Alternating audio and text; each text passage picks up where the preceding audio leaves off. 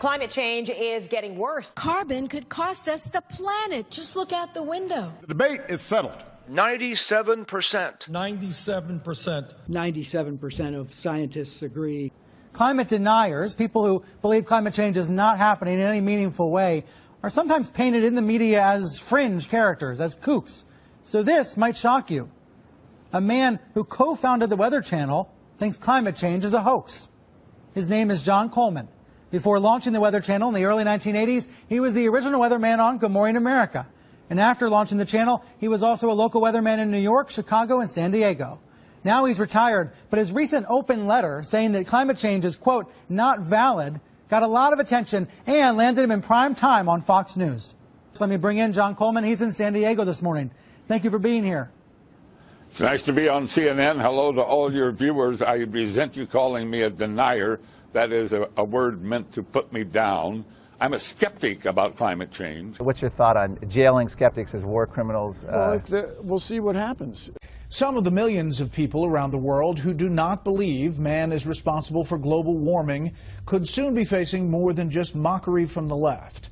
President Obama's top lawyer admits the government is considering much more forceful action. And I want to make it darn clear, Mr. Kenny's not a scientist. I am. He's the CEO of the Weather Channel now. I was the founder of the Weather Channel, not the co-founder. And I'm glad you did, because I am addicted to the Weather Channel. I watch a lot of cable news. Now, hold on just a minute. I'm not done. And CNN has taken a very strong position on global warming that it is a consensus. Well, there is no consensus in science. Science isn't a vote. Science is about facts. And if you get down to the hard, cold facts, there's no question about it. Climate change is not happening. There is no significant man-made global warming now. There hasn't been any in the past, and there's no reason to expect any in the future. There's a whole lot of baloney, and yes, it has become a big political point of the Democratic Party and part of their platform, and I regret it's become political instead of scientific, but the science is on my side. I don't think we're going to come to a conclusion about the topic right here. What I do wonder, though, is when you see... because you wouldn't allow it to happen on CNN, but I'm happy that I got on the air and got a chance to talk to your viewers. Hello, everybody. There is no global warming. If the water on the planet is going to rise up 10 feet, that means the southern part of the United States is gone. England is gone. Most of Europe is gone. And I can go, most of Central America is gone. Okay. If that's the case, let's just take Florida, for example, which is one of the fastest growing beachfront condominiums on the planet. In the prospectus, when you invest, there should be, in the footnotes, if global warming is for real, they won't put it that way, global warming happens and water rises 10 feet, this investment you made is fuck all. Not one single investment prospectus written since 2000, this century, has alluded to global warming. Not one motherfucker. If it were really true, the banks wouldn't invest. The banks wouldn't finance. Not one motherfucking condominium. So the people that have the money, and I'm jealous of the Vice President, Gore, which Sally and I rode on a plane from South America with a few years ago. I am jealous he came up with a scam before I did.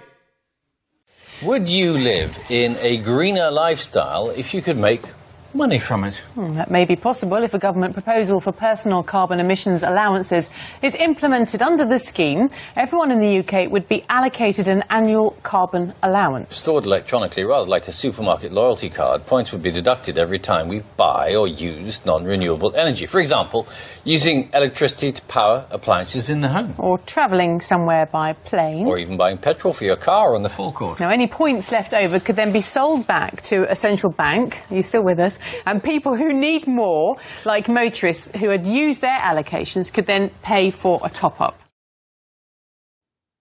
Carbon rationing, carbon trading, carbon taxes, cap and trade. Just as the technocrats of old envisioned a new economic order based on energy and governed by the dictates of scientists and engineers, So, too, does this modern form of technocracy envision an economic order in which energy is budgeted, priced, and traded by intergovernmental panels of scientists and the political caste that grows up around these institutions. The Environmental Protection Agency is not a frivolous agency. It is created to regulate carbon dioxide emissions. And I have been saying to the West Virginia Coal Association, which for the most part doesn't believe in climate science. They don't believe there's a climate problem. And I have been saying to them for a number of years that that's wrong. In my judgment, the science is true. The science is unequivocally true. And that there is a price to carbon in their future. I said this a couple of months ago. There's a price to carbon in their future.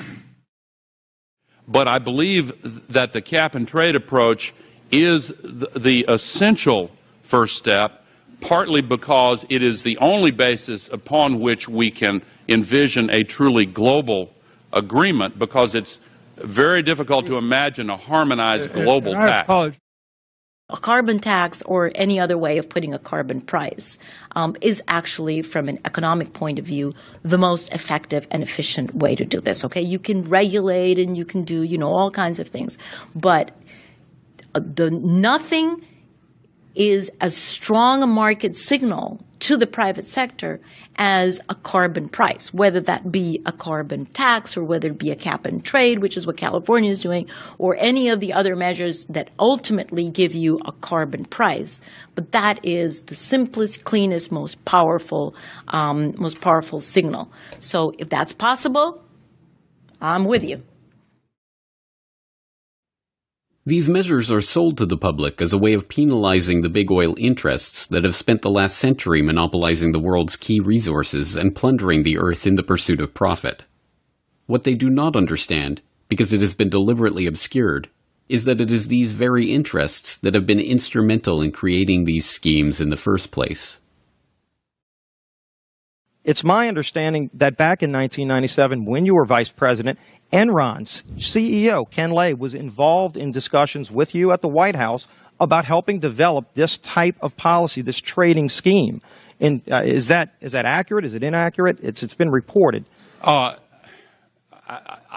don't know, but I met with Ken Lay, as lots of people did, before anybody knew that he was a crook. Right, and clearly you can see why so many of us are concerned about this type of cap-and-trade energy tax that would be literally turning over this country's energy economy. I didn't know him well enough to call him Kenny Boy. Well, but you knew him well enough to help devise this trading scheme.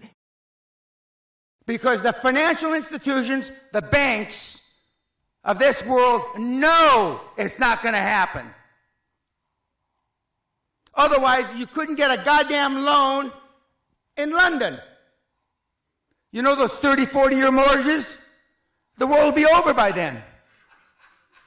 Is Barclays Bank going to give you a motherfucking loan? With the greatest respect, ma'am, it's the greatest fraud that's been perpetrated on mankind this century.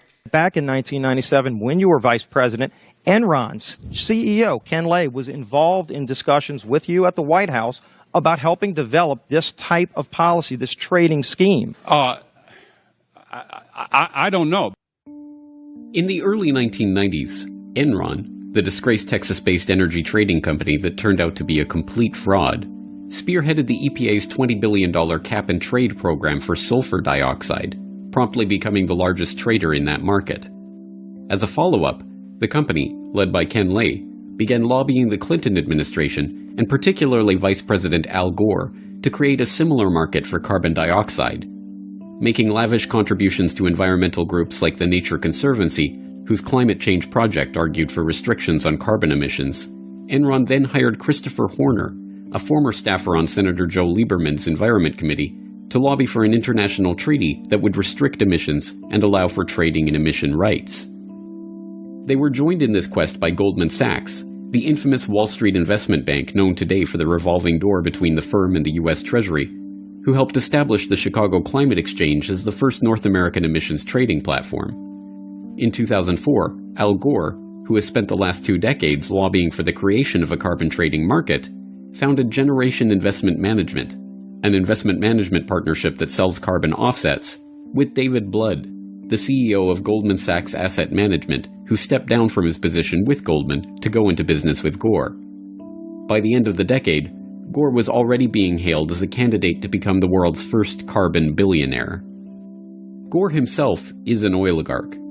His father, Al Gore Sr., was a close friend of Armand Hammer, the oil tycoon behind Occidental Petroleum. After losing a Senate race in 1970, Gore's father went to work for Hammer at Occidental for $500,000 a year.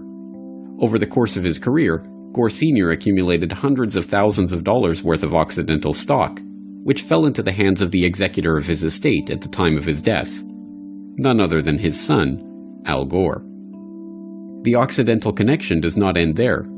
Discovering zinc ore on their Tennessee estate, Hammer bought the Gore's land and sold it back to them with a claim on the mining rights, complete with a $20,000 annual payment, which also went to Gore after his father's death.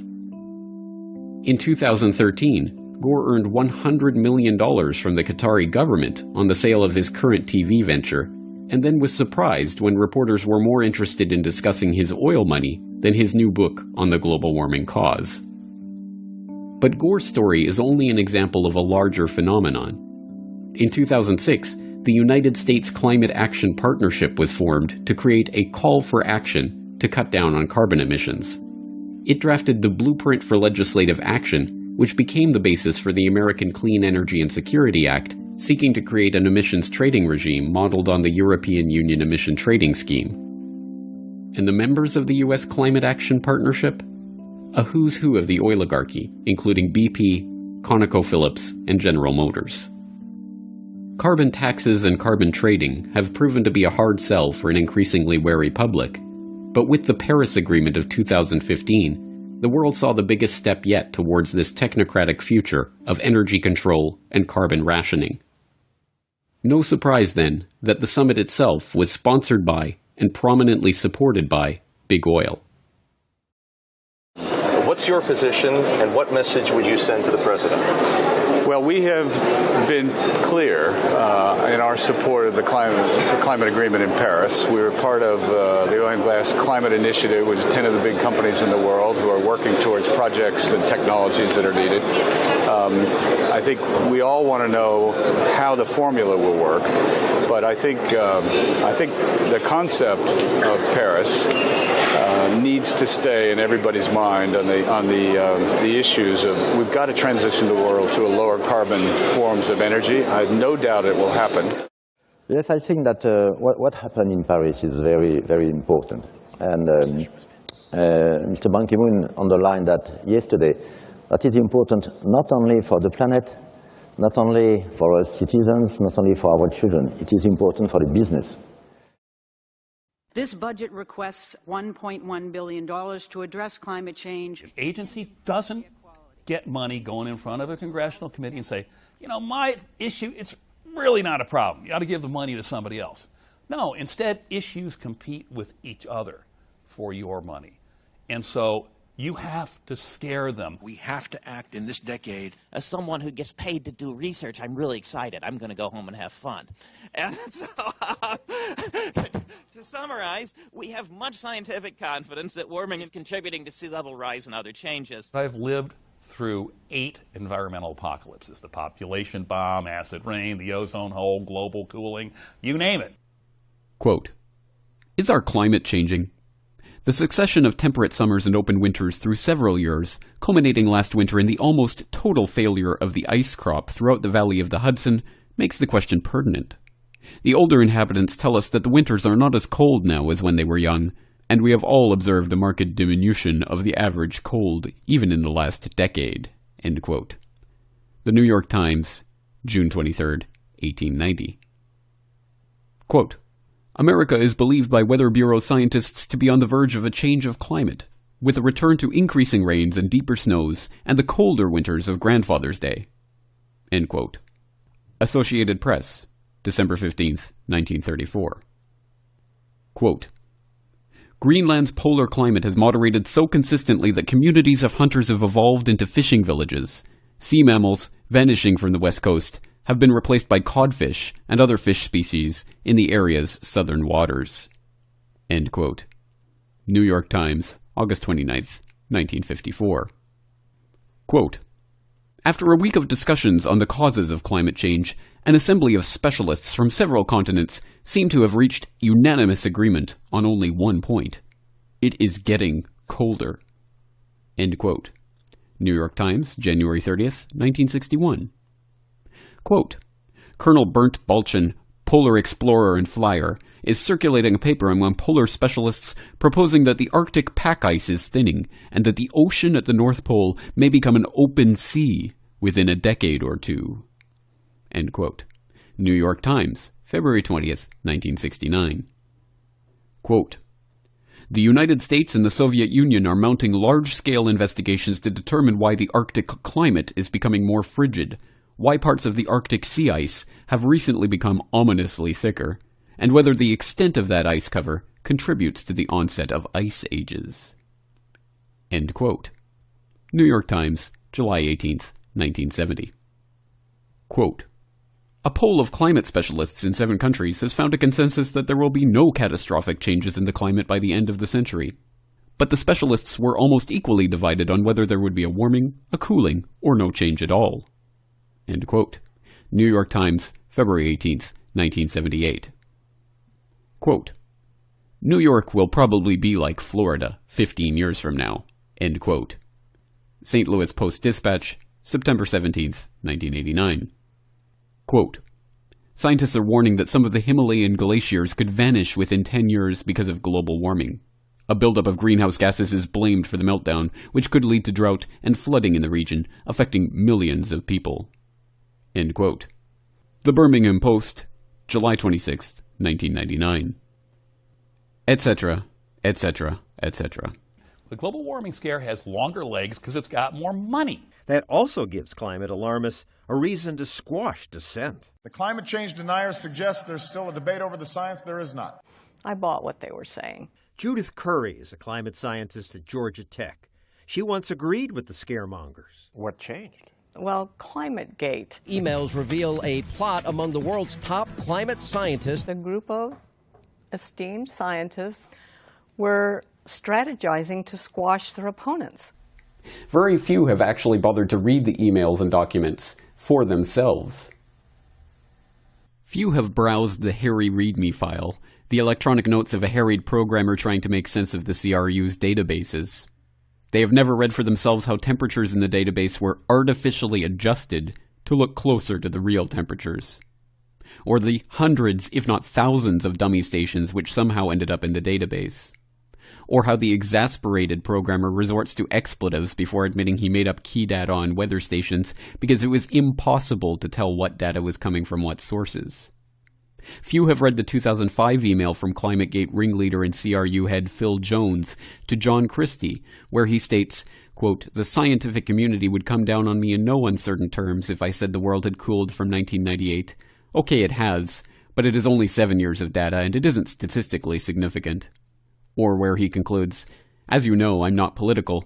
If anything, I would like to see the climate change happen so the science could be proved right, regardless of the consequences. This isn't being political, it is being selfish. Or the email where he broke the law by asking Michael Mann of hockey stick fame to delete a series of emails related to a Freedom of Information request he had just received.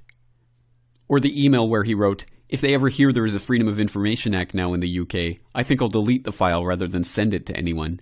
We also have a Data Protection Act, which I will hide behind.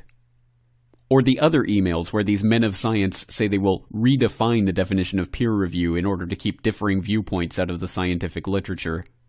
Or where they discuss ousting a suspected skeptic from his editorial position in a key scientific journal. Or where they fret about how to hide the divergence in temperature proxy records from observed temperatures. Or where they openly discuss the complete lack of warming over the last decade. Or any of the thousands of other emails and documents exposing a laundry list of gross scientific and academic abuses. Of course, the alarmists continue to argue, as they have ever since they first began to acknowledge the scandal, that ClimateGate is insignificant. Without addressing any of the issues or the specific emails, they simply point to the independent investigations that they say have vindicated the ClimateGate scientists.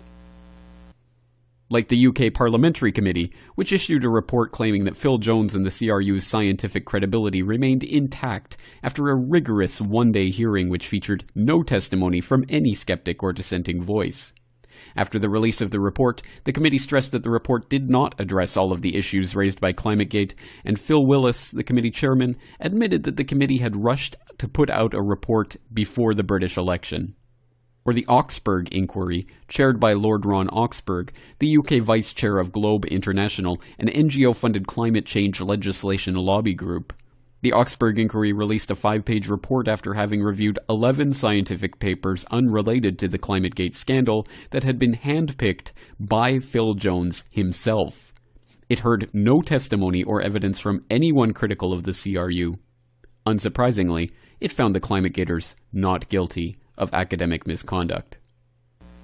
Regardless of what one thinks of the veracity or independence of these so-called investigations into the ClimateGate scandal itself, what has followed has been a catastrophic meltdown of the supposedly united front of scientific opinion that man-made CO2 is causing catastrophic global warming. In late November of 2009, just days after the initial release of the ClimateGate emails, the University of East Anglia was in the hot seat again. The CRU was forced to admit that they had thrown away most of the raw data that their global temperature calculations were based upon, meaning their work was not reproducible by any outside scientists. In December of that year, the UN's Copenhagen climate talks broke down when a negotiating document was leaked showing that, contrary to all PR, it would be the third world nations bearing the brunt of a new international climate treaty, with punishing restrictions on carbon emissions that would prevent them from ever industrializing. The document, written by industrialized nations, allowed the first world to emit twice as much carbon per person as the third world, and was widely seen as an implementation of a eugenical austerity program under a green cover. This agenda was further exposed by the influential Optimum Population Trust in the UK, which began arguing that same month that rich Westerners offset their carbon footprints by funding programs to stop black people from breeding. In January 2010, it was revealed that a passing comment to a journalist from an Indian climatologist that the Himalayan glaciers could melt within 40 years found its way into the much-touted Intergovernmental Panel on Climate Change's fourth report on climate change via a World Wildlife Fund fundraising pamphlet. When IPCC defenders tried to pass the universally derided prediction off as a legitimate mistake, the coordinating lead author of that section of the report admitted that the IPCC knew that the report was based on baseless speculation in a non-peer-reviewed work, but deliberately included it because we thought that if we can highlight it, it will impact policymakers and politicians and encourage them to take some concrete action.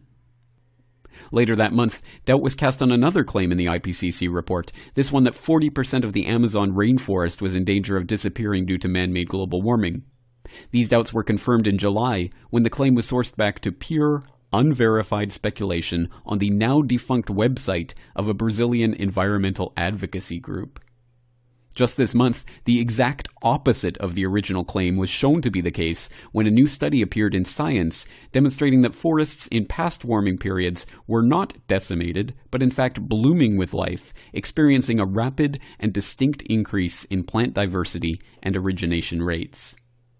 Also in January, the UK Information Commissioner ruled that researchers at the CRU had broken the law by refusing to comply with Freedom of Information requests, but that no criminal prosecution would follow because of a statute of limitations on prosecuting the illegal activity.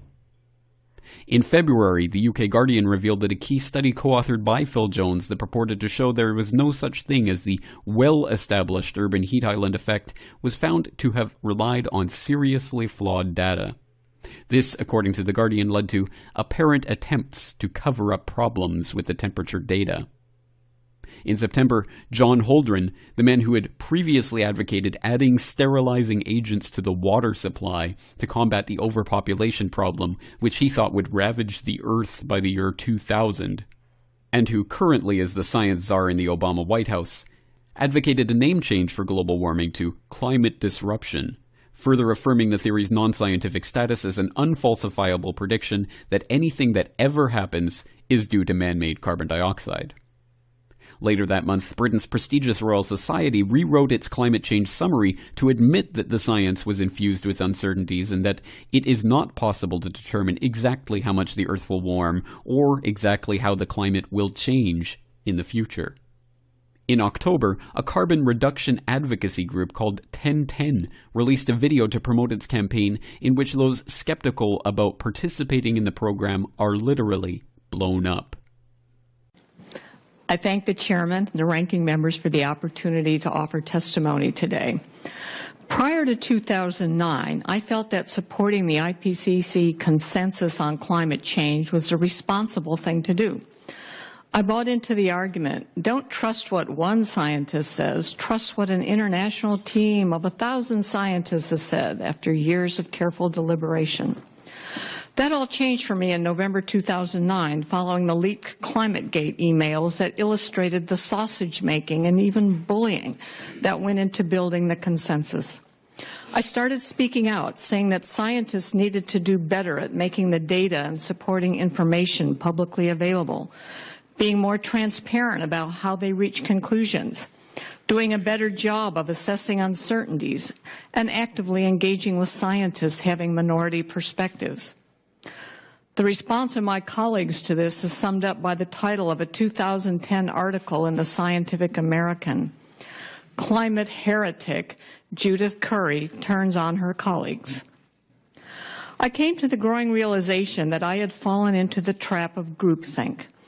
I had accepted the consensus based on second-order evidence, the assertion that a consensus existed.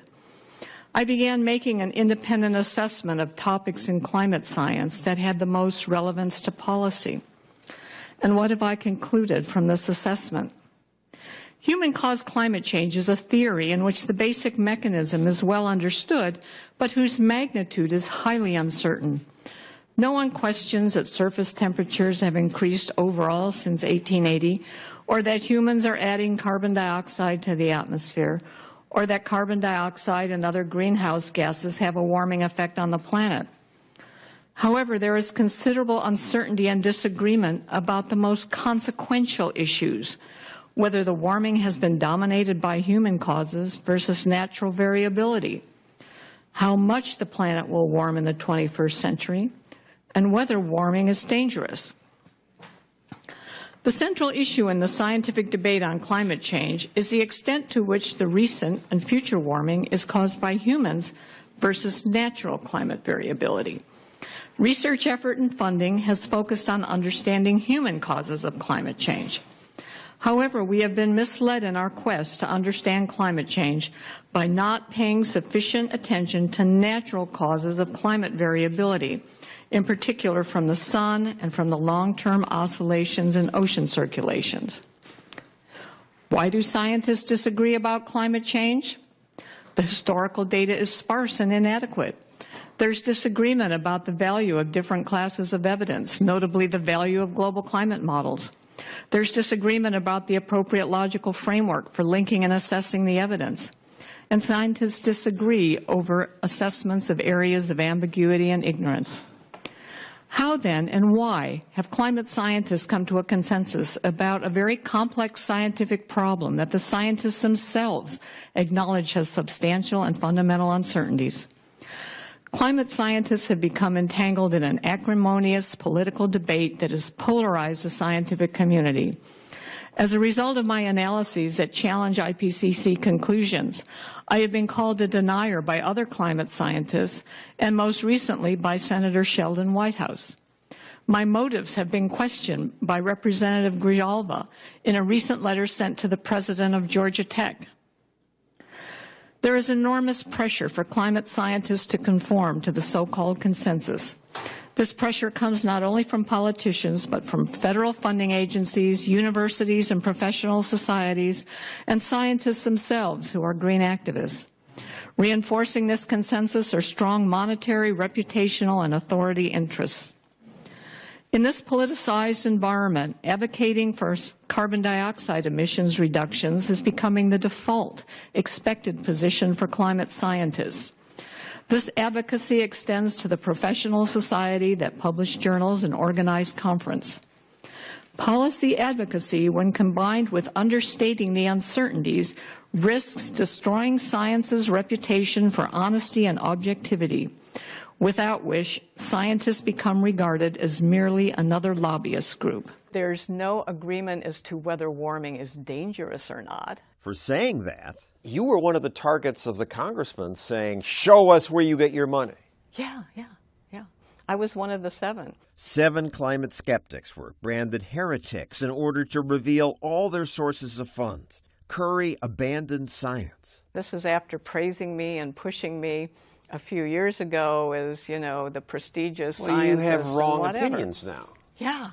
I was trying to be honest as a scientist. It was very unpopular with a lot of my colleagues. They were trying to squash people who disagreed with them. And they've succeeded. I get emails from people all the time who wish they could speak out. What are they worried about? Losing their jobs? It's dangerous to dissent when climate change is something politicians address with religious zeal. This was the moment when the rise of the oceans began to slow and our planet began to heal. Admit it. It's a religion. The head of the United Nations Climate Panel said it's his religion. When you emit greenhouse gases, you feel like you're committing a sin? I suppose if I were a preacher, I'd say we're all sinners, but there's redemption out in the future. If you go to the movies these days, you'll hear lots of scary things. We've never been hit by a storm quite like this. Global warming is the reason for this unprecedented event. Environmentalism and Hollywood have gone hand in hand. Mark Morano, a journalist who tries to fight the fear-mongering, calls this propaganda from people who want government to control life. Mr. Vice President, if we don't act now, it's going to be too late. What you call propaganda, they say we're just informing people. They're not informing people. They're using science and environmental scares to achieve these political ends that they've been trying to do essentially since the 1960s. I think we're on the verge of a major climate shift. Those are the exact words we heard in the 1970s about the global cooling scare. They actually said climatologists are pessimistic that politicians won't act in time in order to prevent the coming climate catastrophe. At the UN, a movie actor lectures the delegates. Droughts are intensifying, our oceans are acidifying. Leonardo DiCaprio is probably the chief celebrity spokesman. He actually famously said one time, "I'll fly all over the world in order to fight global warming." But he didn't quite get the disconnect. Yeah, come on. What you got? The most successful movie ever is this one. That's right. Avatar's villain is a mining company. This little gray rock sells for $20 million a kilo. To get it, the miners will destroy the indigenous people's land. Those savages are threatening our whole operation. The film's director is James Cameron. He went down with Sigourney Weaver to Brazil to protest hydroelectric dams, which would have brought running water and electricity to hundreds of thousands of people, and then flew back home to Hollywood, where he had mansions, he had private planes. He's living a high-carbon lifestyle, yet he is willing to deny that progress to the poor people. Flying around the world, criticizing greenhouse gases. We asked DiCaprio and Cameron's representatives about their hypocrisy, but they didn't respond. Break the rules. Hollywood tells kids to fight environmental destruction, get in the way. There's nothing to stop them from bulldozing from one coast to another.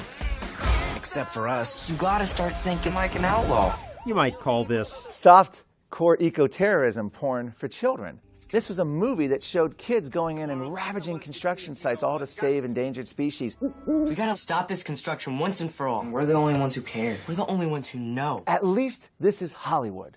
At least we can look at that and say, that's fiction, that's supposed to be fiction. This isn't supposed to be. The New York Times climate reporting reads like a Greenpeace newsletter. The so-called paper of record says climate signals are growing louder and we're running out of time and the worst is yet to come. A crippling, potentially historic blizzard. On TV, storms are not just bad, they're historic. Historic, crippling, and catastrophic. Historic snow. Historic. Historic. Historic. Historic snow day. And climate change causes so many problems. CNN actually asked, was this asteroid caused by global warming? What's coming our way? Is this an effect of perhaps global warming? There's a blurring between fiction and reality because they have a political agenda. Sea level worldwide would go up 20 feet.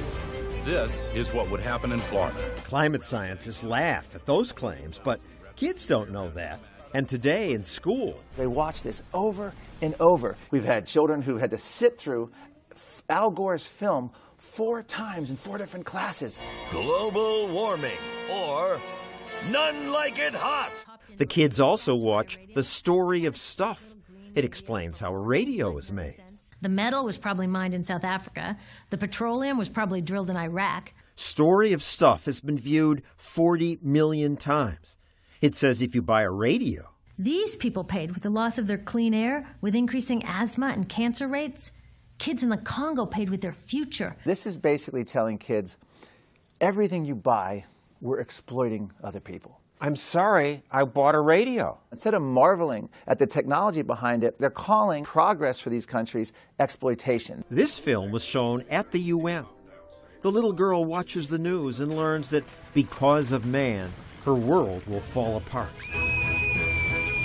Kids are scared.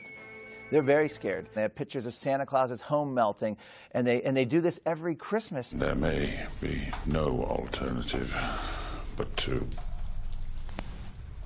cancel Christmas. And no one better tell kids, don't be scared. No dissent allowed when you're teaching your children about global warming. They're going to be told that there is one view, and the view is that we face a climate danger and that we must act. The scientific community released a report that proves beyond a doubt that the Earth is getting warmer. This global warming is caused by things you grown-ups do, and by the things you don't. If drastic measures aren't taken soon, by the time I grow up, there won't be any fish left in the sea. Rainforests and clean air will be a thing of the past.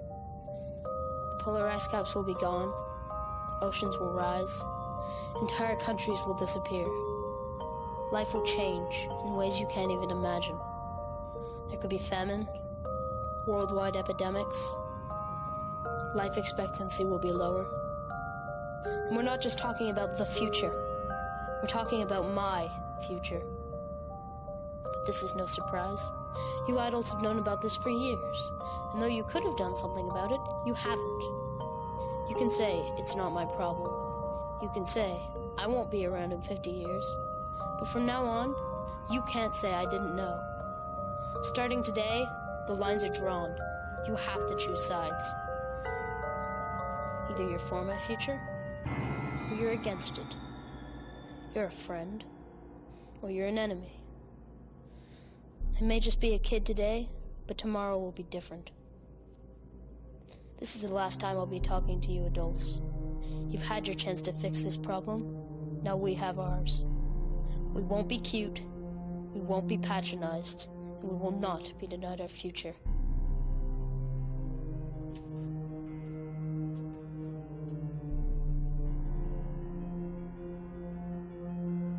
Climate deniers, his word, and energy CEOs belong at The Hague with 3 square meals and a cot with all the other war criminals. What's your thought on jailing skeptics as war criminals? Well, we'll see what happens. Was it appropriate to jail the guys from Enron? Interesting. Okay, right. So we'll see what happens. Was it appropriate to jail people from the cigarette industry who insisted that this addictive product was not addictive and so on? And you think about, in these cases, for me as a taxpayer and voter, the introduction of this extreme doubt, where you go with extreme doubt about climate change, is affecting my quality of life as a public citizen. So I can see where people are very concerned about this and are pursuing criminal investigations as well as engaging in discussions like this. New scientific findings show climate change is way scarier than many politicians are willing to acknowledge.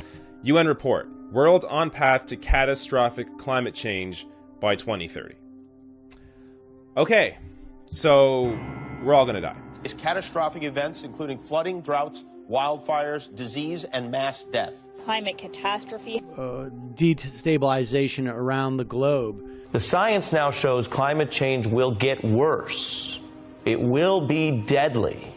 Time is running out, and leaders need to, quote, act now, idiots. There will be irreversible damage to the planet. It's not a matter of if, but rather when. We are not moving fast enough.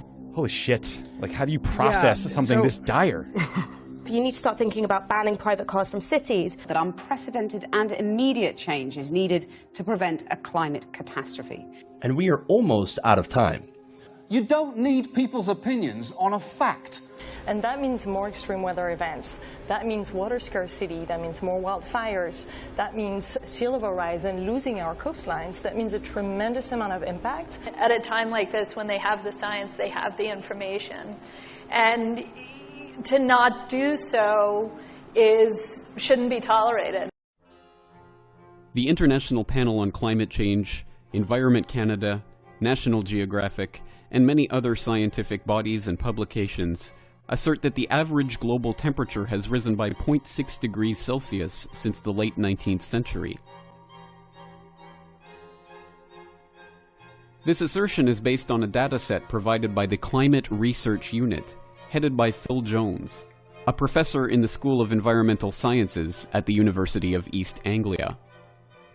When asked by independent researcher Warwick Hughes for the raw data behind the dataset, Dr. Jones replied, "We have 25 or so years invested in the work. Why should I make the data available to you when your aim is to try and find something wrong with it?" Since then, Steve McIntyre also attempted to get the raw data from the UK Met Office, but his Freedom of Information request was denied, with the UK Met Office citing a secret non-disclosure agreement they had with Dr. Jones, the documentation for which they could no longer find. In Dangerous Deception, a recent article in the Canada Free Press, Dr. Tim Ball, a former climatology professor at the University of Winnipeg, explains why this lack of transparency is so worrying. Recently, the Corbett Report had a chance to talk to Dr. Tim Ball about transparency, intellectual honesty, and the climate change debate. If you're working in a lab or in a university, and you're playing around with ideas and experiments and so on, there's always an academic or scientific responsibility that you have to be able to show your work and explain your work and so on. And in many cases, that's not being fulfilled. I mean, the hockey stick, where finally it was tested after how they'd done it was disclosed, saying, no, we can't, this is wrong. But when you go public and say, here's the results and this is the truth, then there's a social responsibility that kicks in. And unfortunately, and in some ways, if the politician does it, that's fine, because the credibility of politicians is so low. And the public understand they're doing it for a political motive. But when you get a scientist going public with it for a political motive, bringing the credibility of science to it, but doing it for their own political agenda, then you have really crossed that line between the scientific responsibility and the social responsibility. What the public need to know is that there are 4 major agencies producing global temperature on an annual basis. They come up with different numbers each year. And the number, I remember one year, it varied by 0.4 degrees Celsius. Well, if you're saying 0.6 in 100 years, and each year you're differing by 0.4, using the same data, well, the reason there's a difference is because you don't use the raw data. You adjust, you modify, manipulate the raw data. And of course, at what point are you doing it to get the result that you want? Well, if you're not willing to disclose how you came up with your number, the suspicion has to be, you cooked the books, fella. And I think if that number of 0.6, which is quoted everywhere, National Geographic have it on, the NOAA, the American National Oceanographic, they've on their website, Environment Canada used the number, and yet here the guy that produced it is not willing to explain how he got it. We got a serious problem on our hands, and of course what's interesting is nobody wants to come out and say you cooked the books. But what other explanation can you come up with for not disclosing that information? I mean, how could it be possibly secret or confidential? The difficulty is, and Tolstoy identified this 100 years ago, you know, that if you've made a career out of selling an idea and to your friends and to your colleagues and to the world, and then you've got to be the one that comes out and says, gee, you know what I told you, completely wrong. That's tough, very tough. And but if we're going to influence entire energy and economic programs for the world, because cap and trade, Kyoto, all of these things are based on these numbers, there is a massive, massive social responsibility. And unfortunately, there have been enough of these people that have not been willing to accept that and have crossed the line. So it isn't just that the politicians have politicized science, it's those scientists that have politicized science that are the problem. National Geographic for heart-wrenching video shows starving polar bear on iceless land. From December 7th, 2017, just squeaking in under the wire there for nomination for the 2017 Fake News Awards. This article read in part, quote, when photographer Paul Nicklin and filmmakers from conservation group Sea Legacy arrived on Somerset Island, near the largest Baffin Island, in late summer, they came across a heartbreaking sight, a starving polar bear on its deathbed. We stood there crying, filming with tears rolling down our cheeks, he said. Video shows the polar bear clinging to life, its white hair limply covering its thin, bony frame. One of the bear's back legs drags behind it as it walks, likely due to muscle atrophy. Looking for food, the polar bear slowly rummages through a nearby trash can used seasonally by Inuit fishers. It finds nothing, and resignedly collapses back down onto the ground. By telling the story of one polar bear, Nicklin hopes to convey a larger message about how a warming climate has deadly consequences. Okay, well, thank you for that stinker of a story, National Geographic, and it wasn't long before the backlash against this story started, not just in the alternative media, the independent media, but all over the establishment media. People were calling out this story as a steaming pile of refuse. Total fake news.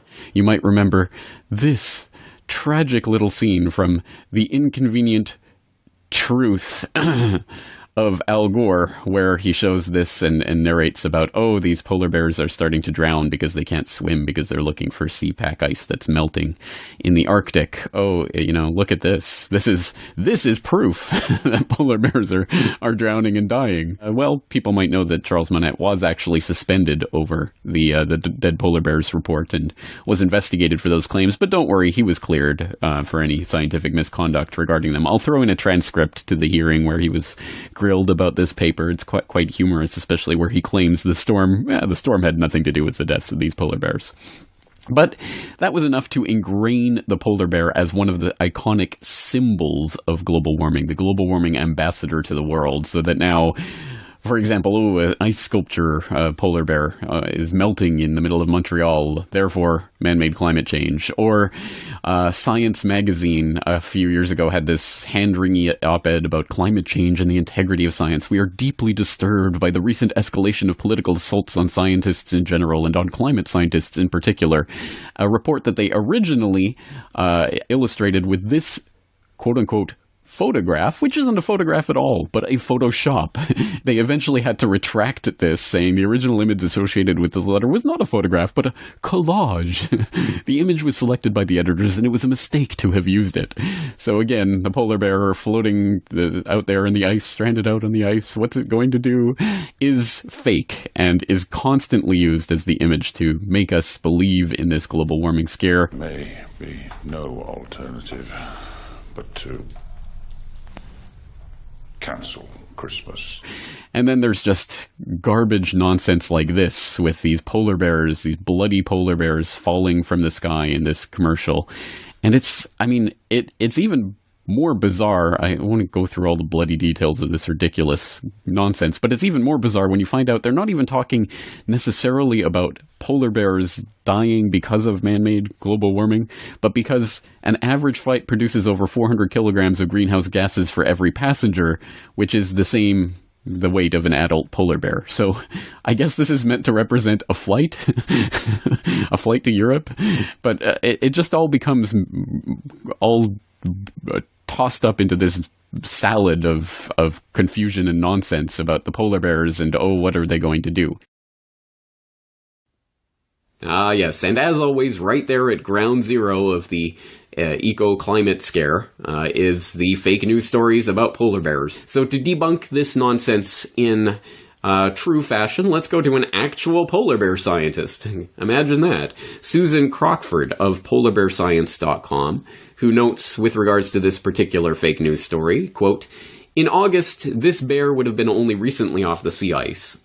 Since most bears are at their fattest at this time of year, something unusual had to have affected his ability to hunt or feed on the kills he made when other bears around him did not starve and die. It could have been something as simple as being outcompeted for food in the spring by older animals. But if sea ice loss due to man-made global warming had been the culprit, this bear would not have been the only one starving. The landscape would have been littered with carcasses.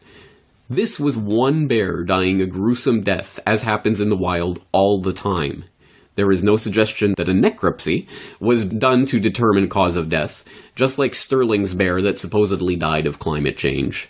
In fact, research done by polar bear specialists that work in the field showed that the most common natural cause of deaths for polar bears is starvation, resulting from one cause or another: too young, too old, injured, sick." Remember these heart-wrenching pictures of a starving polar bear looking for food. National Geographic ran them back in 2017 with a big caption claiming that this is what climate change looks like. The images went viral. The photographers estimate over 2 billion people saw them. On YouTube alone, the video got 1.5 million views, and it also became one of the most viewed videos on National Geographic's websites. But it turns out that the photographer's original caption didn't make an explicit link to climate change. They posted the video saying that this is what starvation looks like. But when National Geographic picked up the material to publish, it skewed the narrative, and it worked.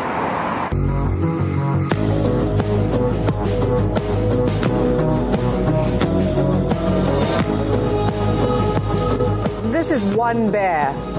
It's not a once-off, is it? I mean, and there's the expectation that as climate change continues, that this kind of image is going to be amplified again and again. But that viral success troubled the photographers. It was not the message they intended for viewers. The mission was a success, but there was a problem. We had lost control of the narrative. We were perhaps naive. The picture went viral and people took it literally. Well, now National Geographic has been forced to admit that it went too far in linking the dying bear to climate change, and that there's no way of telling exactly why the stricken bear was on the verge of death. First, the headline: Berkeley declares a climate emergency. Here's the story. It's so bad, says the City Council, that a sixth mass extinction is coming. Life on Earth could be devastated for the next 10 million years. We must, therefore, humanely stabilize the human population.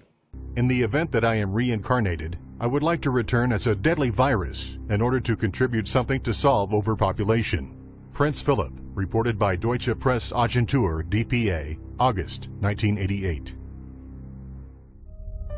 In 1998, Ted Turner pledged to give more than $1 billion to the United Nations to be spent in the implementation of population reduction policies planet-wide.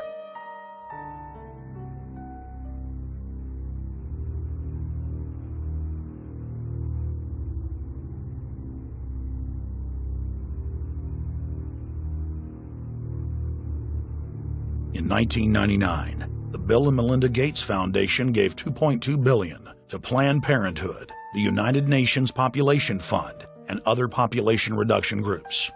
By 2007, the Gates had given more than $30 billion, almost exclusively to population control groups. The controlled corporate press cynically reported that the Gates were giving the money to help third world children. Bill and Melinda Gates were dethroned as the world's most generous philanthropists when their friend and fellow population reduction enthusiast, Warren Buffett, gave $37 billion to fund an army of population control groups. And I actually think the world will be much better when there's only 10 or 20% of us left. Dr. Eric Bianca. Is spending $1 million on that last 3 months of life for that patient, would it be better not to lay off those 10 teachers and to make that trade-off in medical costs? But that's called the death panel, and you're not supposed to have that discussion. The growing human population, because if where we are, there's nothing else. And do you have views about what should be done about that? Can't you guess? We've got to stabilize the population. When I was born, there were so what's wrong with the population? I mean, with too many people. That's why we have global warming. We have global warming because too many people are using too much stuff. With all the evidence that we've amassed in our preparations for the Stockholm Conference, including the views of many of the world's leading scientists, I am convinced that the prophets of doom have got to be taken seriously. In other words, doomsday is a possibility. I'm equally convinced that doomsday is not inevitable. On paper, it would be almost impossible to find a less likely candidate for godfather of the modern environmental movement than Maurice Strong. A junior high school dropout from a poor family in rural Manitoba struck hard by the Great Depression, Strong's meteoric rise to the heights of wealth and political influence is itself remarkable. The sheer number of environmental organizations that he founded, conferences he chaired, campaigns he directed, and accolades he received over the course of his career is even more remarkable. Organizer of the Stockholm Environmental Conference, founding director of the United Nations Environment Program, Secretary General of the Rio Earth Summit, founder of the Earth Council and the Earth Charter Movement, chair of the World Resources Institute, commissioner of the World Commission on Environment and Development, and board member of a bewildering array of organizations, from the International Institute for Sustainable Development to the Stockholm Environment Institute to the African American Institute. But perhaps the most remarkable thing about Strong, this ubiquitous figure of the 20th century environmental movement, was his background. A Rockefeller-connected millionaire from the Alberta oil patch who divided his time between environmental campaigning and running major oil companies. To understand how this came about, we have to examine the history of the emergence of the environmental movement. In the post-war period, the desire to control the population put on a new mask, protecting the world from resource depletion, pollution, and ecological catastrophe. And, as always, the Rockefeller family was there to provide the funding and organizational support to steer this burgeoning movement toward their own ends. President Nixon and the United States Congress established the Commission on Population Growth and the American Future. The chairman of this unique commission is John D. Rockefeller III. It was a very broad-ranging mandate. Nobody's had one of this character before. And just from that, this question of quality of life just emerged as the seemingly key issue. But the main finding was that stabilization of some kind is clearly desirable for the country. Yes, we said that it is recognized that population cannot continue to grow indefinitely. Nobody questions that.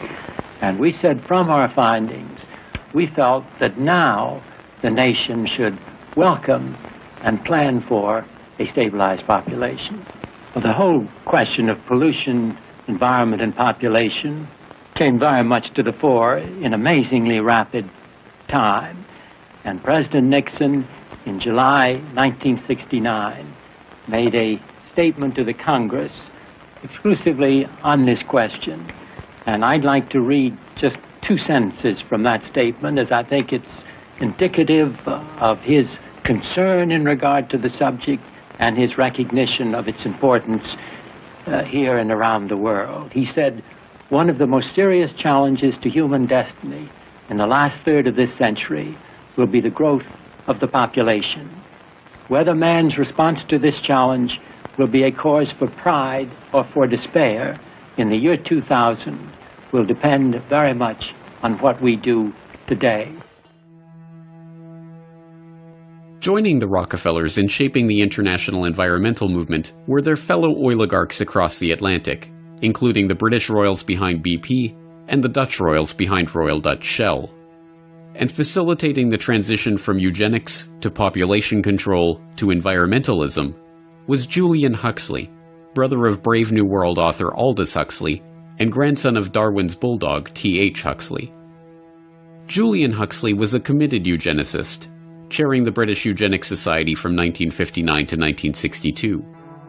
But, like the other eugenicists of the post-war era, he understood the need to pursue the now discredited work of eugenics under a different guise. The founding director of the United Nations Educational, Scientific and Cultural Organization, UNESCO, Huxley wrote in the agency's founding document about the need to find ways to make the cause of eugenics politically viable once again. At the moment, it is probable that the indirect effect of civilization is dysgenic instead of eugenic. And in any case, it seems likely that the dead weight of genetic stupidity, physical weakness, mental instability, and disease proneness, which already exist in the human species, will prove too great a burden for real progress to be achieved. Thus, even though it is quite true that any radical eugenic policy will be for many years politically and psychologically impossible, it will be important for UNESCO to see that the eugenic problem is examined with the greatest care, and that the public mind is informed of the issues at stake, so that much that now is unthinkable may at least become thinkable. Huxley found the perfect front for the reintroduction of these unthinkable eugenical ideas in 1948, when he used UNESCO as a springboard for founding the International Union for the Conservation of Nature, and then again in 1961, when he used that agency as a springboard to create the World Wildlife Fund. Joining Huxley as co-founders of the fund were not only Prince Bernhard of the Netherlands, founder of the Bilderberg Group and former employee of the IG Farben conglomerate, and Prince Philip of England, but Godfrey A. Rockefeller of the Rockefeller dynasty. Together, they pledged to harness public opinion and educate the world about the necessity for conservation. Years of education about the strain that the growing human population put on the resources of the earth, paid for by the very oligarchs who had just spent the past century monopolizing one of the world's key resources, led, inevitably, to a predictable conclusion. Now, for the first time in the history of man, an international movement is underway. The people of the nations and the nations of the world have joined together to find the answers. This building and the world's representatives hold the solution. We have seen what we've done to bring about the destruction of our Earth. Is it not the time now to cure the disease that we ourselves have created? Yes, the cure for the disease of mankind, according to Rockefeller-funded propaganda featuring John D. Rockefeller III as an expert commentator, was to be found at the United Nations, whose headquarters had been so graciously donated by the Rockefeller family itself. And the first step toward discovering that cure was to organize the UN Conference on the Human Environment in Stockholm in 1972, the world's first international environmental conference. For 11 days in June 1972, Stockholm was a magnet for everyone concerned with the environment. 1,200 official delegates from 113 nations were in Stockholm for the first international conference on the human environment. The meeting, first proposed to the United Nations by Sweden and approved by the General Assembly in 1968, attracted worldwide attention. In 4 short years, the topic of the human environment had gone from the back pages of newspapers to make headlines on page 1. And who better to oversee the conference and lay the institutional groundwork for this burgeoning, oligarch-supported movement than a consummate oil man? The very fact that the conference began with 113 participating countries with very high-level delegations from those countries, this in itself represented a very significant step forward, because this demonstrated more than anything else the real concern of the majority of countries in the world. All his life, Maurice Strong had the uncanny ability to be in the right place at the right time to meet the right person to advance up the ranks. Having been born in Oak Lake, Manitoba in 1929, and suffering through the Great Depression, the ambitious young Strong dropped out of school at age 14 and headed north to look for work. Finding his way to Chesterfield Inlet, Strong got a job as a fur buyer for the Hudson's Bay Company, and there met Wild Bill Richardson, a prospector whose wife, Mary McCall, hailed from the family behind McCall Frontenac, one of Canada's largest oil companies. So Mr. Strong sort of enters the big world through a guy by the name of Wild Bill Richardson, who was a sort of prospector, married into an oil family called McCall, whose company was called McCall Frontenac. It was a major importer of oil from the Middle East. Had been taken over long since by the Texaco Company through a brokerage house called Nesbitt Thompson. So, in a way, Mr. Strong was introduced to the world of big oil and the world of resources at a very young age, was picked up as a very smart kid, taken under the wing of a man named Paul Martin Sr., who was a cabinet minister and whose son would go on to become the Prime Minister of Canada. And introduced to the oil patch through people at the very top, and that would include David Rockefeller. Through the Richardsons, Strong made a series of increasingly unlikely connections. First, he was introduced to the treasurer of the then brand new United Nations, Noah Monod. Unbelievably, Monod didn't just secure Strong a job as a junior security officer at UN headquarters. He allowed the young Manitoba farm boy to live with him in New York. And while there, Monod introduced Strong to the most important contact of his life, David Rockefeller.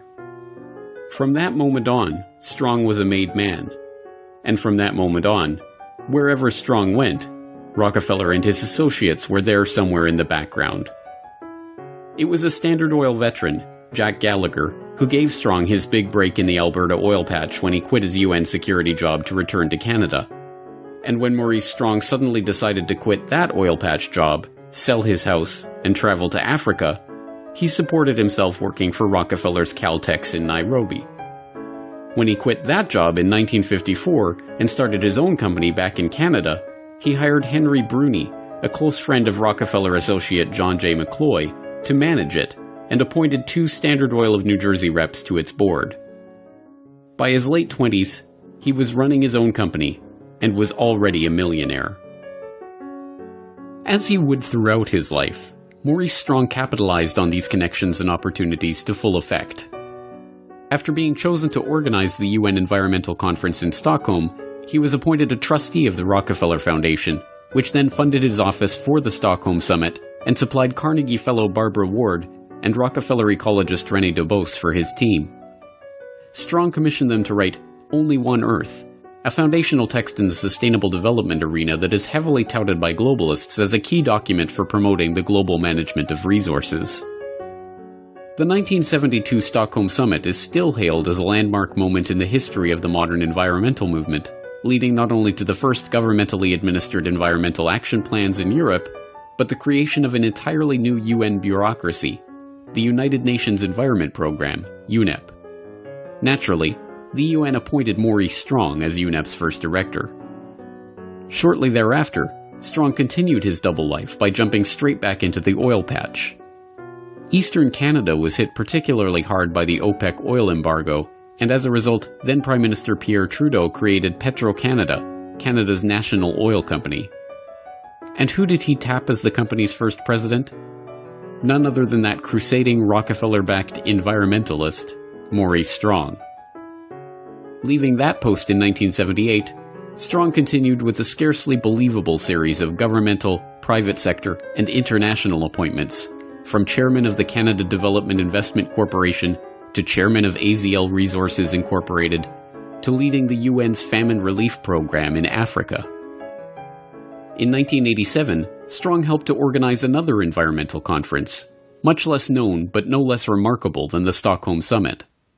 Dubbed the Fourth World Wilderness Congress, the meeting took place in Denver, Colorado, and brought together Strong, David Rockefeller, Edmund de Rothschild, then Treasury Secretary James Baker, and a gaggle of other oligarchs, bankers, Washington power players, and globalists, ostensibly to talk about the environment. What they actually discussed was altogether more incredible. I suggest, therefore, that this be sold not through a democratic process. That would take too long and devour far too much of the funds to educate the cannon fodder, unfortunately, which populates the earth. We have to take almost an elitist program that we can see beyond our swollen bellies and look to the future in time frames and in results which are not easily understood or which can be, with intellectual honesty, be reduced down to some kind of simplistic definition. Those were the words of David Lang, a banker from Montreal who spoke during the conference. And to Lang, the Rockefellers, the Rothschilds, and the other bankers and oligarchs assembled at the meeting, the general population are cannon fodder that unfortunately populates the earth. This candid admission, a perfect encapsulation of the eugenical ideas at the heart of the global conservation movement funded into existence by the oligarchs themselves, was caught on tape by George Hunt, a businessman in Boulder, Colorado, who had volunteered to help the conference as a concerned citizen and came away horrified by what he had witnessed there. He released his own recordings of the proceedings in the early 1990s to warn the public about this group and its ultimate aims. Hunt's recording captured the moment when Maurice Strong introduced Baron Edmund de Rothschild, whose father's cousin had sold the Rothschilds' Azerbaijani oil fields to Royal Dutch Shell in 1911, as a pioneer of the environmental movement and a founder of the concept of conservation banking. One of the most important initiatives that is open here for your consideration is that of the conservation banking program. As we mentioned this morning, we have as our chairman, fortunately, the person who really is the source of this very significant concept. He is one of the trustees of the International Wilderness Foundation, which sponsored this meeting. He was at the first of these congresses. So his conversion to the relationship between conservation and economic development has been a pioneering one. So there is no better person. He epitomizes in his own life that positive synthesis between environment, conservation on the one hand, and economics on the other. And I'm just delighted to have this opportunity of introducing to you Edmund de Rothschild.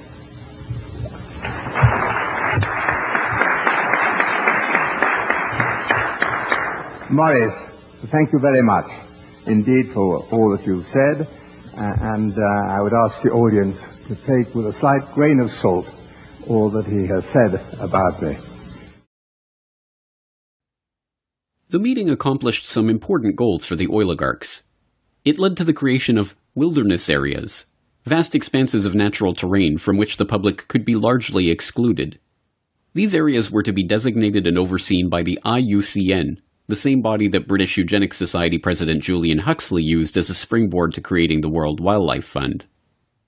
Another important goal of the conference was Rothschild's proposal for the creation of a so-called World Conservation Bank that would operate at a supranational level and coordinate finance for development projects around the world.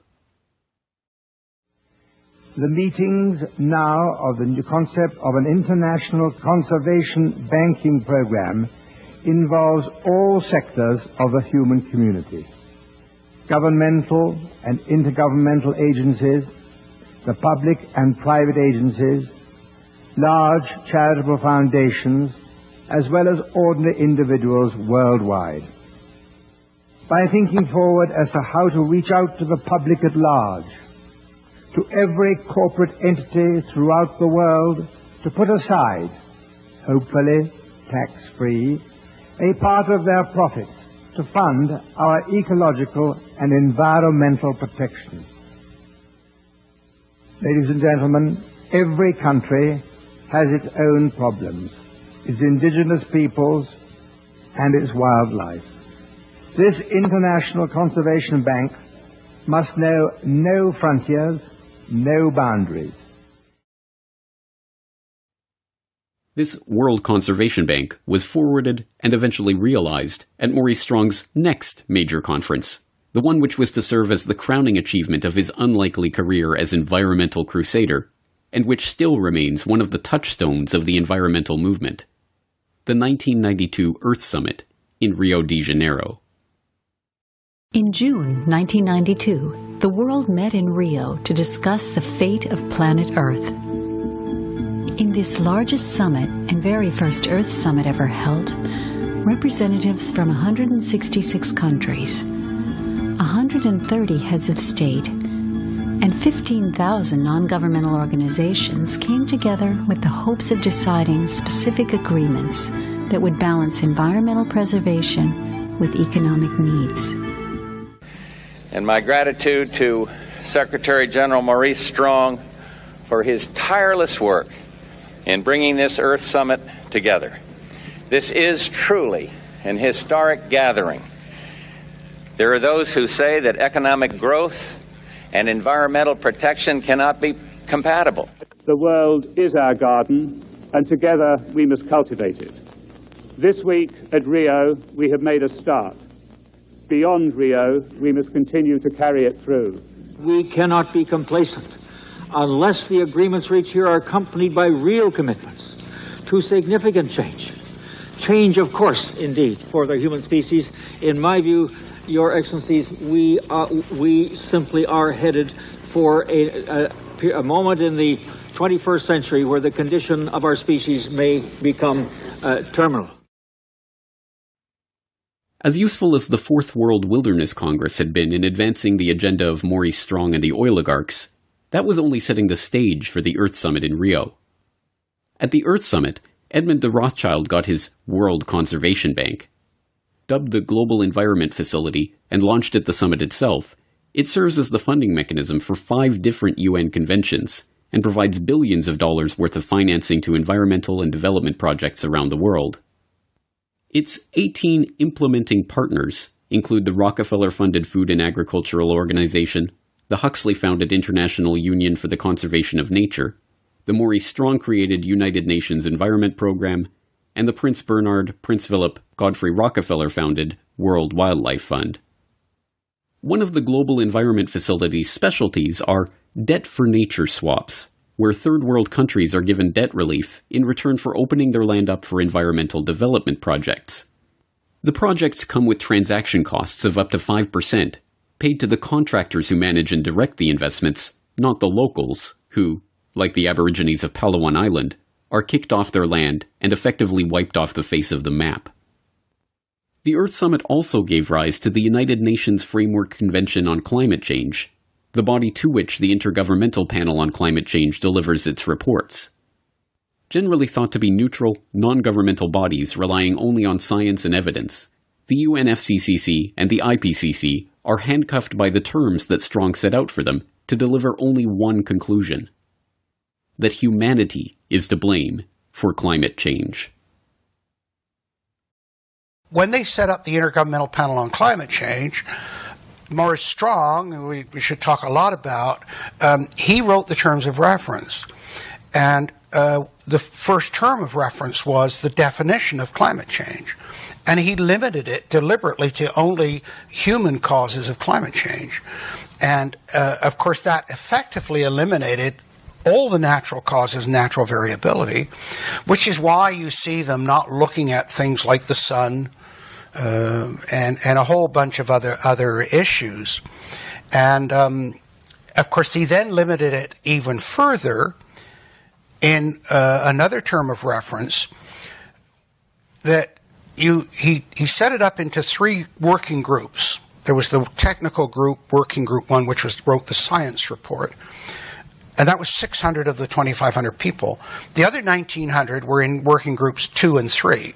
Now, they were inconsequential because they had to accept the findings of working group 1, which were already limited by their terms of reference.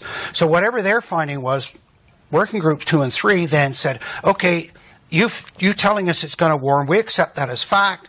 We now look at the implications of that. And that's where you hear all these stories about, the ice is going to melt, the sea level is going to rise. So really, the majority of the report by 1,900 scientists is accepting without question the finding of the first group. Now, Strong, it really restricted it even more because they came out and said, look, this report is not to be used for policy. But then they set up the summary for policymakers, the absolute contradiction of that. And the summary for policymakers is written by a completely separate group. And then they write it independent of the science report. The science report's finished and set aside. The summary for policymakers is written and given out to the media. But the rules, the terms of reference that Strong wrote said that the summary for policymakers goes back to the science report people and says, make sure your science report agrees with what we've put in the summary. Another product of the Earth Summit in Rio was the Earth Charter, a quasi-religious document that Mikhail Gorbachev, who helped draft the text along with Maurice Strong, referred to as a replacement for the Ten Commandments, and which sought to usher in an era of Gaia worship and global responsibility, declaring that fundamental changes are needed in our values, institutions, and ways of living. The document then counsels that we must create a world of shared responsibility to the Earth community, before concluding, in order to build a sustainable global community, the nations of the world must renew their commitment to the United Nations, fulfill their obligations under existing international agreements, and support the implementation of Earth Charter principles with an international, legally binding instrument on environment and development. Well, the Earth Charter was one of the byproducts, ultimately, of the first Earth Summit. I published the Earth Charter in the appendix of my book, Technocracy Rising, the Trojan Horse of Global Transformation, just so people could see this with their own eyes, what it says. It was a document that was like a compact with the world. It was a very religious, humanistic document that tried to unify the world into a single concept of globalization. And it was a very defined document that was signed off. The history goes back before that, but it was finally signed off by I don't know how many, just almost all the nations at the United Nations. And the primary author of the Earth Charter was Stephen Rockefeller. And so the Rockefellers understood early on that, no, it's not just the economic system, and it's not just necessarily the political control system. We also have to factor in a religious belief that we can use to get people to believe what we're doing is for their good. What the oligarchs had been working toward for decades, and what they achieved in Rio in 1992, was the completion of the transformation of the eugenics philosophy, from talk of sterilization of the feeble-minded, to a popular understanding of humanity as a cancer that must be removed for the Earth to live. Now, the duty was to reduce carbon footprints and reduce the population in the name of saving the planet. But wrapped in this new vocabulary, and coming with a trendy, pervasive, and well-funded advertising campaign, the end result sounded remarkably similar to the eugenics of old. A new study from Lund University in Sweden says the single best way to cut your carbon footprint, assuming you want to, is simply to refuse to reproduce. Deleting some humans from existence, they say, saves far more carbon than, I don't know, being vegetarian, riding a bike to work, not boarding an airplane. There is a study that says, well, actually, if we reduce global fertility by half a child per woman, that you could maybe do that. It would go a long way. It would reduce like a big chunk, a fifth to a quarter of all carbon emissions needed to avoid that tipping point. So should we have policies that penalize people for having extra kids in the developed world? So I do think that we should at least consider it. Well, at least consider it is like do it. In the push to reduce global warming, children, according to some, are the new culprits. A think tank in the UK says too many kids are what's making the planet worse, saying large families, anything over 2 children really, should be frowned upon as an environmental no-no. And, without the public even noticing it, the oligarchs were able to wrap themselves in this new flag to appear not as the billionaire scions of the oil industry who made their vast fortunes by plundering the earth and monopolizing its wealth, but as crusading environmentalists who are going to save the planet from the cannon fodder that unfortunately populates the earth. The negative impact of population growth on all of our planetary ecosystems is becoming appallingly evident. So we have been members of the IPCC. We have authored many of their papers. We have peer-reviewed all their papers. So we have been engaged in the understanding of the evolution of our understanding of climate change for decades. At Saudi Aramco, we strive to continually reduce the environmental impact of our operations, from oil well to consumer, and our support for the Oil and Gas Climate Initiative that strives to be a catalyst for practical action on climate change through collaboration on technology and best practices. We have a common reason. We care about environment. We think that together we can do better. We have the competencies, we have the strength, we have the tools to do good things in this field. Technology that will be developed through this investment fund of $1 billion will help us in the long term to reduce emissions. We want to build an ecosystem of innovation on this issue, working together. Putting our forces together, we can bring pragmatic and concrete solutions. And even today, the masses, outraged over the carnage that big oil has wrought, are content to have that outrage directed by the very oligarchs they seek to oppose. The same oligarchs who are quietly funding and supporting their environmental movement from behind the scenes, and even leading it from the front. The Rockefeller family made headlines by divesting from oil completely in 2016. The Rockefellers, heir to an oil fortune that made the family name a symbol of American wealth, believe they're doing their namesake proud by getting out of oil. Fund director Stephen Hines spoke reverently of oil tycoon John D. Rockefeller in a statement. "We are quite convinced that if he were alive today as an astute businessman looking out to the future, he would be moving out of fossil fuels and investing in clean, renewable energy." David Rothschild is one of the photogenic leading lights of the environmental movement. Dubbed Plastic Jesus for his publicity stunts and photo opportunities masquerading as a concerned environmentalist, David Rothschild, a scion of the billionaire banking family that added to its fortune with its Azerbaijani oil field holdings and still invests in oil through ventures like Genie Energy, now spends his time lecturing the public about how their lifestyles are killing the polar bears. We have to start spending money, fast on the solutions that we have in hand to try and help these countries which are already seeing the effects of climate change today and seeing the effects of our consumption, basically. Prince Charles is outspoken on the subject of global warming, warning his loyal subjects that unless they tighten their belts and live more humble lives, they will bring about the end of the world. Ladies and gentlemen, the battle against climate change is surely the most defining and pivotal challenge of our times. We cannot ignore the symptoms and should act now to restore the health of the planet before it is too late. This, of course, will require an unprecedented transformation of our communities, societies and lifestyles, all predicated on the move to a low-carbon and circular economy. the groundwork has been laid for what these oligarchs call the post-carbon era. It is no longer about oil. It never was. It is about control.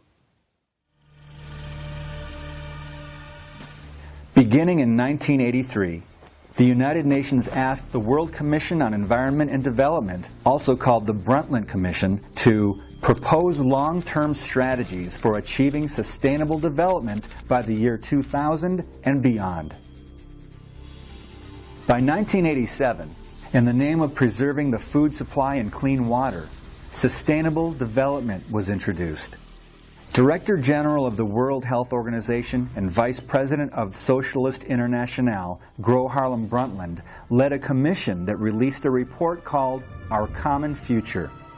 In it, they defined sustainable development as development that meets the needs of the present without compromising the ability of future generations to meet their own needs. It sounds like something we can all support. After all, who doesn't want to preserve the land for future generations so they can have clean water and plant and reap their harvests? As sustainable development took shape, other issues within the UN progressed.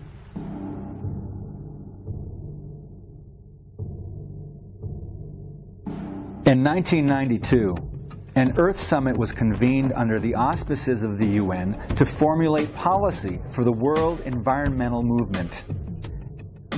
At the summit, they issued a report entitled Agenda 21. The number 21 stands for the 21st century. In his opening speech, the General Secretary of the summit, Maurice, who is also a member of the Brundtland Commission, said, "Current lifestyles and consumption patterns of the affluent middle class, involving high meat intake, use of fossil fuels, appliances, home and work air conditioning, and suburban housing, are not sustainable." It sounds as if sustainable development is taking on an agenda that can possibly curtail one's eating habits, the ability to drive using any type of vehicle, and even limiting one's ability to own a home in the suburbs. What are their true intentions? At the conclusion of the Earth Summit, in the euphoria of the moment, Agenda 21 was signed by 178 world leaders, including President George H.W. Bush. Since then, subsequent events have led American leaders, including Presidents Clinton and Obama, to sign further agreements and executive orders implementing Agenda 21.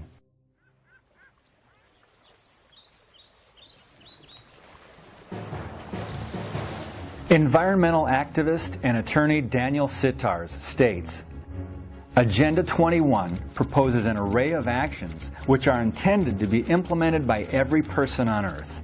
Effective execution of Agenda 21 will require a profound reorientation of all human society, unlike anything the world has ever experienced.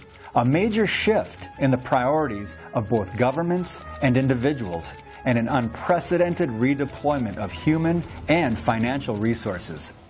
This kind of government control may sound inconceivable for a country like America, but in June of 1993, President Clinton issued Executive Order 12852 to create the President's Council on Sustainable Development. The purpose of the PCSD was to translate the recommendations set forth in Agenda 21 into public policy administered by the federal government. Now, this begs the question, what UN mandates are being funneled through the federal government to our local communities? So now, let's see how Agenda 21 is affecting the United States Bill of Rights and Constitution. In the UN's 1996 publication, Global Biodiversity Assessment, it states, property rights are not absolute and unchanging, but rather a complex, dynamic, and shifting relationship between two or more parties over space and time. Agenda 21's view toward private property can be traced back to the 1976 UN Conference on Human Settlement. In their Report of Habitat, the private ownership of land section reads, "Land, because of its unique nature and the crucial role it plays in human settlements, cannot be treated as an ordinary asset, controlled by individuals and subject to the pressures and inefficiencies of the market. Private ownership is also a principal instrument of the accumulation and concentration of wealth, and therefore contributes to social injustice. If unchecked, it may become a major obstacle in the planning and implementation of development schemes." This is contrary to the views of George Washington, John Adams, and the other founders of the United States. Agenda 21's view on private property is comparable to that of the Soviet Union, where private ownership was replaced with collective ownership. To explain, let's look at the first actions taken by Vladimir Lenin and his Bolshevik government. Following the October Revolution of 1917, agrarian land reforms did away with the people's private ownership of farms. The farms were seized and converted into government-mandated collective farms. On these collective farms, the ruling Soviet government determined production quotas which are similar to what is being recommended by the PCSD to bring the rates of harvest into line. With the guidance of UN affiliates, sustainable development programs have found their way into local communities. A good example took place in Contra Costa County, California in 2011. At a meeting to explain sustainable development, the following took place between the organizers and the citizens. An attendee did not understand what was meant by preserving open space. So open space is sort of defined as anything that does not currently have development on it. So it would be defined as agricultural areas or natural areas that don't have urban development on them, either industrial, commercial, or housing. Are you talking about government open space, or are you talking about private open space? People's private property, like eminent domain? It's both. Both? After much confusion from the citizens, a woman stated, "Private property, that's part of our constitutional values for people to have and be able to do whatever they want with their own private property. And for us to sit here and say they can't use their own property and you're calling it open space is somebody's private property." These types of meetings lead to more questions than answers. What are the true intentions of sustainable development? Private property rights are only one aspect of sustainable development. It affects an even more fundamental aspect of life, life itself. Let's look at the Chinese Communist government and its one-child policy. Just like marriage in China, there are numerous hurdles to overcome before permission is granted. For a Chinese couple to have a child, they have to get a birth license. In order for the couple to get a license, they have to go through a procedure that runs through local Communist Party functionaries. Without a birth license, no hospital or doctor can treat the mother or the child before, during, or after the birth. The Chinese are required to inform the authorities of any illegal birth. In short, the Chinese government is in complete control.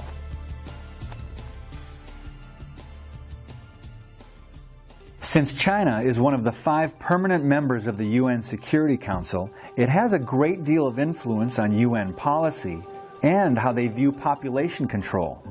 China's one-child policy is now being considered as a viable solution towards sustainable development. The PCSD shows their support of this very idea in their 1998 publication, Sustainable America. We must move towards stabilization of the U.S. population and a reduced rate of population growth in the United States and the world. Sustainable America also promotes Agenda 21's view on education for sustainable development. We must expand the number of curricula, materials, and training opportunities that teach the principles of sustainable development. Generally speaking, it sounds as if the UN is altering children's school or college curriculum to improve the quality of education. On the surface, this sounds very positive. But is something missing here? What exactly are they changing, and how is this going to be implemented? Looking at the big picture, how is this directly affecting us and our individual freedom? It extends into many areas at state levels. One in particular is recommending large-scale training of new government workers to enforce sustainable development. A good example is taking place in Madison, Wisconsin. In the publication, Building a More Sustainable Future in Wisconsin, it emphasizes the importance of state and federal training and education programs to generate educators, facilitators, and motivators who would be capable of going into individual homes and helping people develop their own personalized sustainability action plans. This sounds as if, for the good of our communities, we can look forward to trained government employees entering our homes. How will this directly violate your freedom? Agenda 21 is much more than private property, population control, and education. It affects nearly every aspect of your life. The following is a partial list of what Agenda 21 also promotes. Relocating people from rural areas to cities, higher gas prices, manipulating transportation patterns, forbidding human access to land, seizure of private property, restricting the amount of water use, additional taxing, restricting the amount of waste, forced community involvement, and the list goes on. In support of saving the Earth, affiliates of the UN have continued to expand into local communities through programs known as Local Agenda 21. The main organization that local governments join to be part of Local Agenda 21 is ICLEI. ICLEI stands for the International Council for Local Environmental Initiatives. Founded in 1990, it was established when more than 200 local governments from 43 countries convened at its inaugural conference at the UN. ICLEI states that it provides technical consulting, training, and information services to build capacity, share knowledge, and support local government in the implementation of sustainable development at the local level. ICLEI has begun to entrench itself within the United States. As of today, the U.S. has by far the most local governments involved in ICLEI, exceeding 500. In 3 clicks, you can find out if your community is a member of ICLEI, the UN affiliate. Go to ICLEI.org. On the top menu bar of the website, click on Members. On the left side of the column, click on Global Members. Here, you will see countries listed alphabetically. Scroll down to the United States of America to find your city or town. If you don't find yours, look for others in your surrounding areas. Now, to verify that ICLEI is part of the United Nations, do the same as before. Go to ICLEI.org. On the top menu bar of the website, click on Program. Scroll down and click Agenda 21. Upon clicking on Agenda 21, you'll be redirected to the official UN webpage for the United Nations Local Agenda 21. Right, just want to check on that 10-10 thing. Had some brilliant ideas from lots of you, how the firm can cut down emissions by 10%. Just quick show of hands, everyone who wants to get involved. Great, that's nearly everybody. And yeah, just for the record, no pressure. Those who aren't quite convinced about it yet. Cool, it's no problem. Your choice. Okay, so those of you planning something here or at home should probably get working on it. Oh, gorgeous. Those of you who aren't...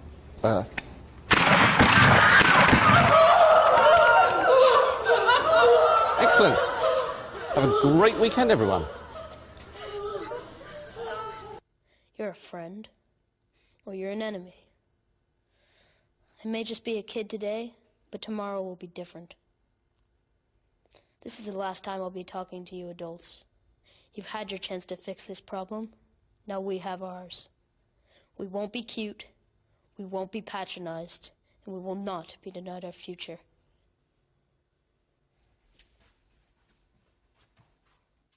Well, I actually left Greenpeace a long time ago. I was one of the original founders. I was with them for 15 years in the top committee. But by around the mid-'80s, they turned sharply to the political left and began to adopt positions that I could not accept from my scientific background. I have a PhD in ecology, and I am very well versed in all the biology subjects, as well as climate change. And I just had to come out and express what I have been studying for the last 25 years, that there is actually no scientific proof. It's not really about evidence so much. It's more about an actual scientific proof that humans are the main cause of the slight warming that has happened in this world over the last 100 years or so. In fact, the world started warming back after the Little Ice Age about 250 years ago. And the climate change panel of the United Nations is saying since 1950, we have been the main cause of warming of the Earth. Yet during the first half of the 20th century, there was a warming period about identical to the warming period that occurred in the last half, and they're not claiming that we caused that. They're not really saying what they think caused that. So there is simply no logic to saying that we know for certain. That's why they use the term likely. Actually, they say extremely likely, which is no really different than saying likely. It's just their opinion.